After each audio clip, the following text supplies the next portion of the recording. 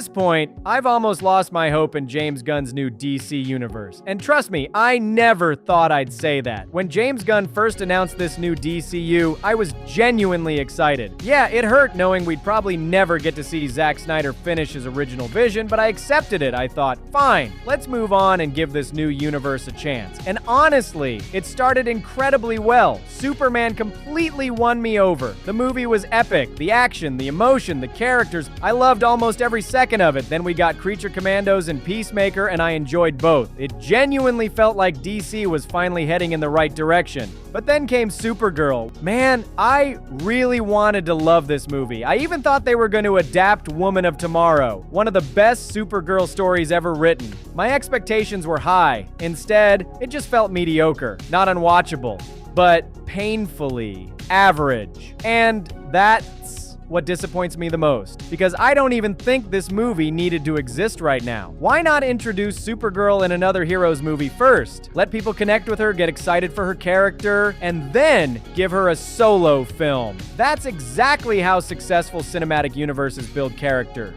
And before someone says, but Marvel did the same thing. Come on, people keep bringing up The Incredible Hulk, but that movie came out almost 2 decades ago. Back then, Marvel wasn't even sure the MCU was going to become a shared universe. DC doesn't have that excuse. James Gunn already knows he's building a connected universe from day one. So why not focus on the biggest pillars first? What is DC actually trying to build here? Who is asking for spin-offs centered around side characters like Jimmy Olsen this early? Seriously, before giving us a proper Batman movie, before establishing the Justice League, before letting Superman, Batman, Wonder Woman, Flash, and Aquaman actually share the screen, that's the foundation of DC. When people think of DC, they think of Batman, Superman, Wonder Woman, Flash, Green Lantern, legendary heroes, and even more legendary villains. That's what made this universe iconic in the first place. Instead, it feels like James Gunn is trying so hard to be different that he's forgetting why people fell in love with DC. And don't get me wrong, I actually love Superman. It proved that lighter stories can absolutely work in this universe. But that's only one side of DC. The other side is dark, grounded, emotional, and intense. That's Batman. And that's exactly what's missing right now. One thing I'll never understand is why they didn't just bring Robert Pattinson's Batman into the DCU. Imagine how huge that would have